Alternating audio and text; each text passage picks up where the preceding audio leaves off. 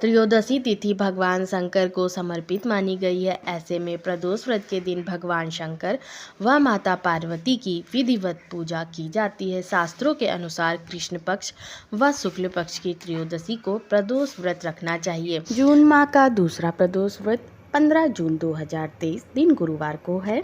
इस दिन गुरुवार होने के कारण गुरु प्रदोष व्रत का योग बन रहा है।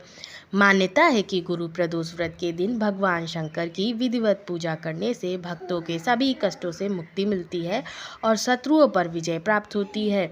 तो आइए जानते हैं प्रदोष व्रत का शुभ मुहूर्त, पूजन विधि, व्रत कथा। मगर उससे पहले वीडियो को लाइक कर दें और अगर मेरे चैनल पर नए आए हैं तो चैनल को सब्सक्राइब कर दें।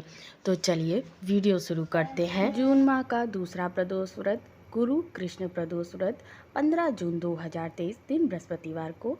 प्रदोष पूजा का मुहूर्त शाम को 7:20 से रात्रि 9:21 तक, कुल अवधि 2 घंटे 1 मिनट की। त्रयोदशी तिथि का प्रारंभ 15 जून 2023 को सुबह 8:32 पर और इसकी समाप्ति 16 जून 2023 को सुबह 8:39 पर। काल का धार्मिक महत्व। किसी भी दिन सूर्य के सूर्यास्त और रात्रि के संधि काल को प्रदोष काल कहा जाता है। जिस प्रदोष काल को भगवान शिव की पूजा के लिए सबसे उत्तम माना गया है, उसके बारे में पौराणिक मान्यता है कि इस काल में भगवान शिव ने विष का पान किया था और नीलकंठ कहलाए थे। मान्यता यह भी है कि इसी प्रदोष काल में देवों के देव महादेव कैलाश पर्वत में प्रसन्न मुद्रा में नृत्य करते हैं। मान्यता यह भी है कि एक बार चंद्र देवता को क्षय रोग हो गया था और भगवान शिव ने उन्हें इससे जिस दिन मुक्ति दिलाई थी वह त्रयोदशी तिथि यानी प्रदोष वाला दिन था। प्रदोष व्रत की पूजा विधि। भगवान शिव की साधना से जुड़े इस व्रत को करने के लिए त्रयोदशी तिथि को प्रातःकाल सूर्योदय से पहले उठकर स्नान ध्यान करना चाहिए।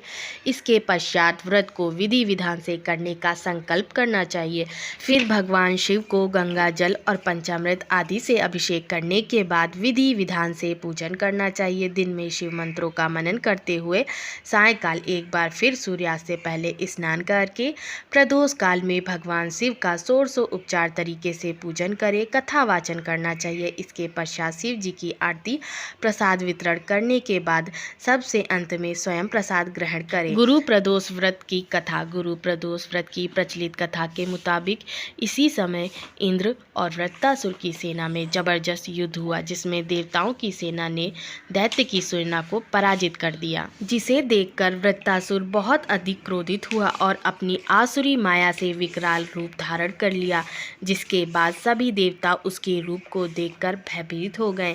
देवगुरु बृहस्पति के पास पहुंचे। देवगुरु ने वृत्तासुर के असली स्वरूप को बताते हुए कहा कि एक समय में चित्ररथ नामक राजा था। एक बार वह कैलाश पर्वत पर पहुंचा और वहां शिव जी के साथ माता पार्वती को देखकर उनका उपहास उड़ाने लगा। चित्ररथ के व्यवहार से माता पार्वती क्रोधित हो गई और उसे दैत्य का रूप धारण करने का श्राप दे दिया। माता पार्वती के श्राप से चित्ररथ का अगला जन्म राक्षस कुल में हुआ, जिसके बाद वह त्वष्टा नामक ऋषि के तप से उत्पन्न होकर वृत्तासुर बना।